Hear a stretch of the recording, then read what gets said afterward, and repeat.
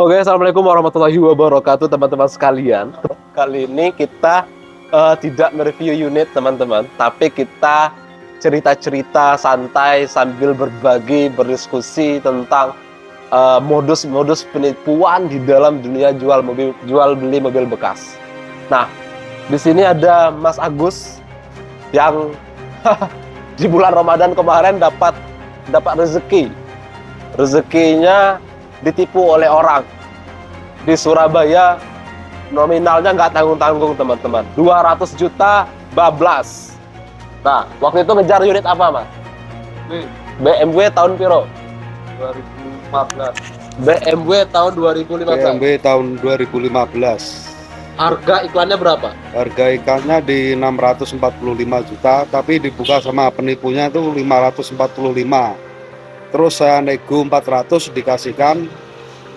Kita udah tes unit, mesin matic, udah deal-dealan, transfer DP 200 juta, enggak taunya beda nomor rekening. Ya udah bilang kita 200 juta. Dan udah ketipu, malah kita tuh disangka penipu sama pemilik mobilnya. Padahal kita ini benar-benar ketipu 200 juta real. Kita lapor ke polsek, ya tanggapannya biasa aja sih. Kasus-kasus kayak gitu udah banyak bilangnya gitu. Makanya untuk calon-calon pembeli itu kalau dikasih share lokasi itu pastikan share lokasinya itu tidak diteruskan. Kalau diteruskan tuh biasanya penipuan itu. Asli penipuan. Sama gambar-gambar foto-fotonya itu bisa kalian zoom. Kalau untuk fotonya di zoom agak-agak buram itu udah 100% penipuan.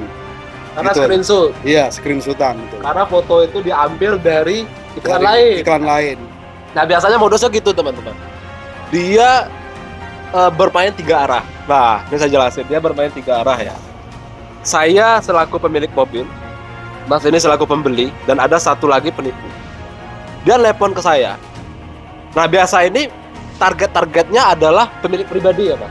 Iya. Pedagang-pedagang jarang, karena udah ngerti. Pemilik pribadi, biasa dia telepon gini. Mas, saya tertarik dengan mobilnya, berapapun harganya, saya nggak masalah. Biasa dia menggiurkan dengan membeli dengan harga mahal.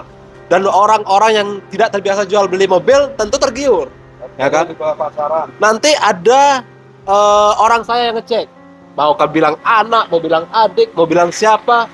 Yang jelas dia bilang ada orang saya yang akan ngecek ke lokasi. Dia bisa ngomong segitu. Mengenai harga, jangan komunikasikan di lapangan. Nanti kita kontak-kontak aja. Tugas dia adalah ngecek mobil. Oke, beres sama saya selaku si penjual. Dan itu saya aminkan, artinya saya, oke mas, saya kirim Sherlock.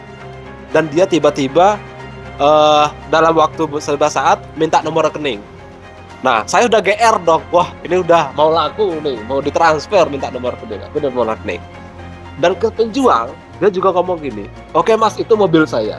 Kan gitu, bukan gitu kan? Iya, betul. Nah, itu mobil saya. Tapi saya nggak di rumah.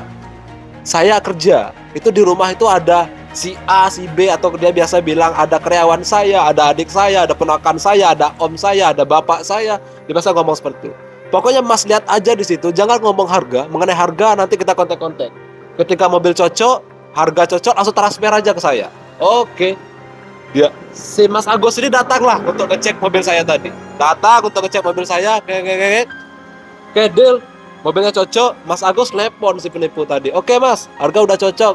Tapi terjadi nego-nego, ya namanya penipu. Dia nego berapapun pasti dia mau. Nego lah.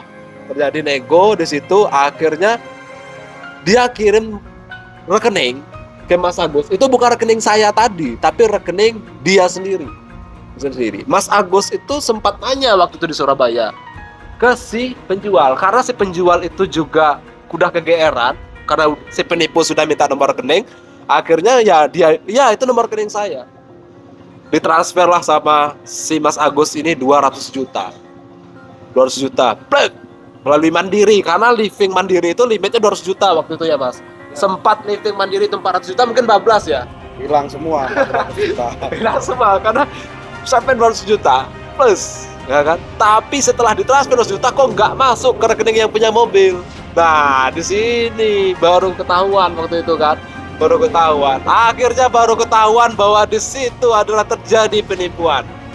Si punya mobil ditipu, si pembeli ditipu. Tapi apesnya Mas Agus waktu itu di Surabaya, sama yang punya mobil malah dikira penipu, pura-pura transfer, padahal udah kehilangan 200 juta. Waduh, itu 5 hari mau lebaran loh. Itu pengalaman orang kita sendiri. Dan itu sudah banyak korbannya. Udah banyak sekali korbannya, nggak hanya kita. Ya, saya pribadi juga pernah kenal sama Mas Ari, tapi kenanya cuma 1 juta. Waktu itu hanya sempat transfer DP aja, lalu saya sempat curiga dengan bentuk iklannya. Saya lacak iklannya, ternyata ada iklan lain yang dengan harga lain. Ternyata itu penipu, dan saya kehilangan 1 juta waktu itu.